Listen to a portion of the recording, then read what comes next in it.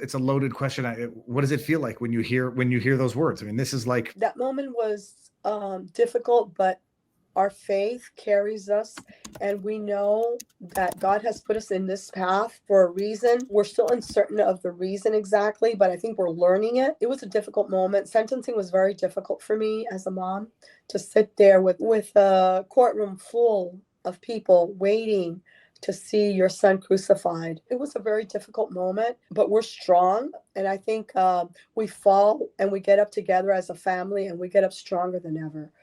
So right now we keep our heads up high, and we believe in God. We believe that good things are coming.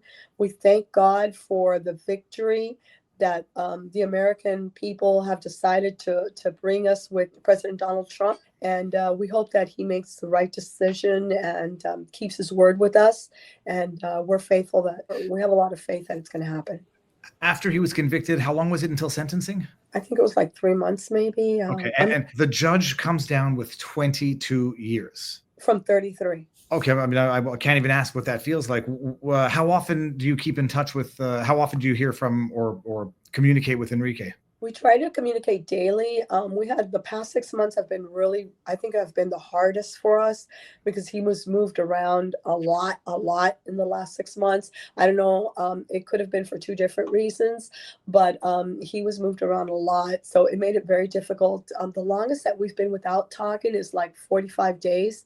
And most of the time that he's been incarcerated, he's been in solitary confinement a lot. Can you explain? This is where also I don't care if people think justice has been doled out here. Can you explain the conditions that he's been under? Where is he, in DC now, or is he out of district? No, he's in federal prison in Pollock, Louisiana. Right now, he's been for the last month, I believe, or so. You know, these guys have gone through sleeping on a mat to being cold to having bologna sandwiches for days and days in a row. They've been hungry. And I know that's been the case with all the J6ers.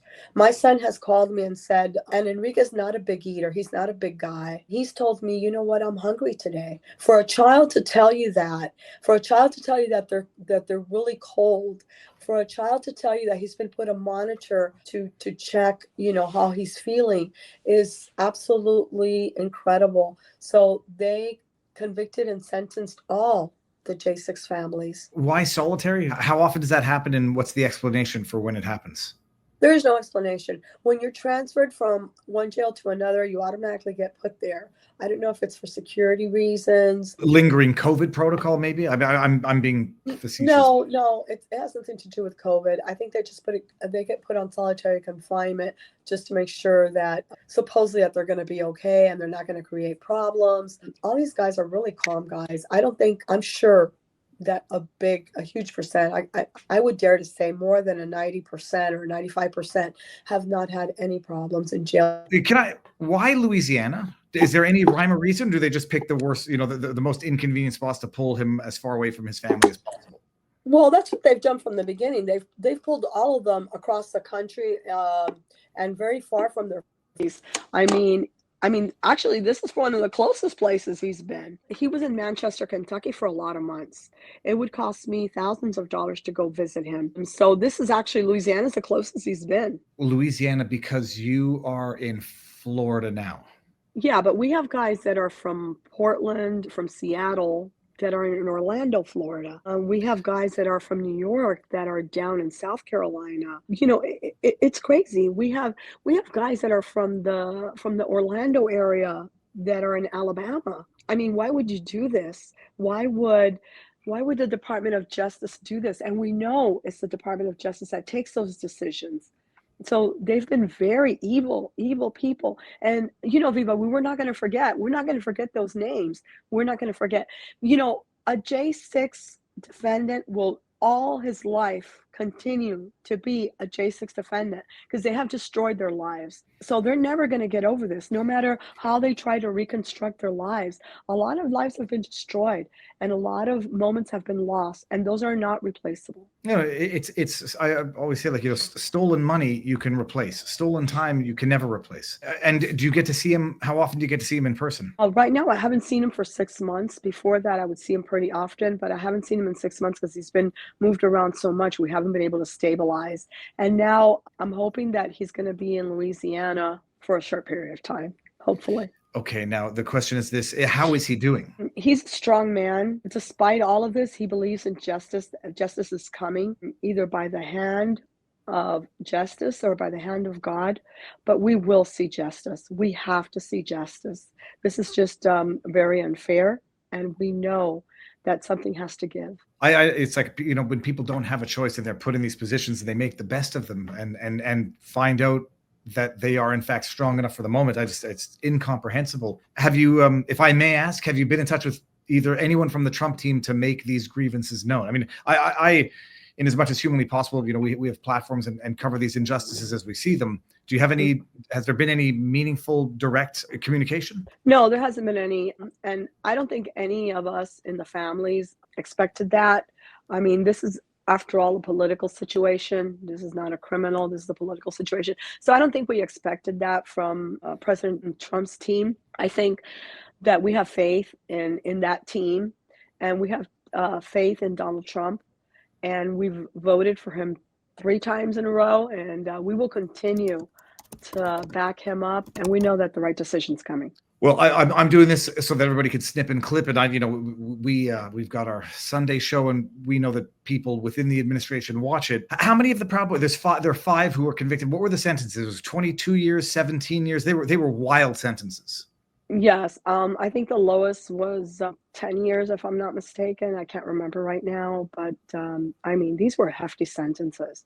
I mean, this is unjust across the board. The appeal status. I'm sorry, I almost forgot that. What is the current appeal status? And we continue with the appeals process. The appeal process is for some time in, I believe, 2026. But that's still moving along. It's incomprehensible. It's Kafkaesque. I mean, the one question that I asked stupidly when I was documenting the Ottawa protests, and I'm interviewing people who are protesting the lockdown conditions and tyranny in Canada, and they came from East Bloc, they came from Venezuela, and I said, are you going to go, do you want to leave and go back home? And it's like, well, we can't go back home, and there's nowhere else to go. What do you feel like living in a country now that is implementing the same tactics that your parents fled? Oh, I've thought of that a million times. That feels terrible. It feels terrible, and it feels like a lot of people don't feel it like I feel it, and they don't see it as I see it. So hopefully we're going to get our country back, and things are going to go good again. But we need to be very careful as Americans that this doesn't happen again. We need to be very careful with the left and make sure that, that we see anything that's coming that's close to this. And we have to be careful with our governments and who we choose and who we vote for. We need to be very careful with that. We can't let this happen again. We need to be very vigilant. Appeals process is underway. Is there a next step in the appeals process that's a sort of a date to look forward to above and beyond January 21st? No, right now there's nothing. The appeal process is, like I said, going on. It'll probably be looked at sometime at the end of the year, beginning of 26. So right now we just pray and hope and concentrate on what's ahead, what are immediately ahead. Enrique, does he have kids? No kids?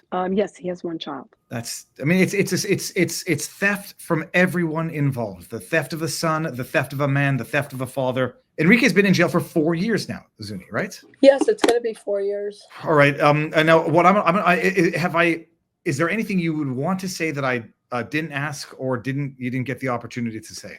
No, I just want your audience to be vigilant, to be careful with mainstream media, to look into these things, to do what's good for our country and for our people and for our citizens. Please help these guys as much as you can. I mean, any little bit helps. You can go into tarriofamilyfund.org, and this helps build. Say that again. tarriofamilyfund.org. And, that every single cent, I'm a hardworking woman, and every single cent goes towards my son's either legal team or helping him, eat or helping him use the phone. This correct. Is the legit. Okay, so this is the legit one. Everybody, you can feel comfortable supporting this one. Okay, good. I'll share that with everybody.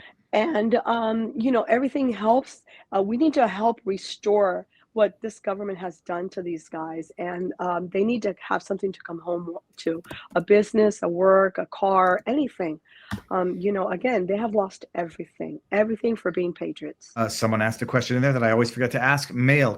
Is there an address that they can get to mail Enrique letters or any form of support like that? Yes. Enrique's inmate number is 98721-004. And if you just type on your browser BOP inmate search, if you put his name, Enrique Tarrio, it will show the jail where he's at.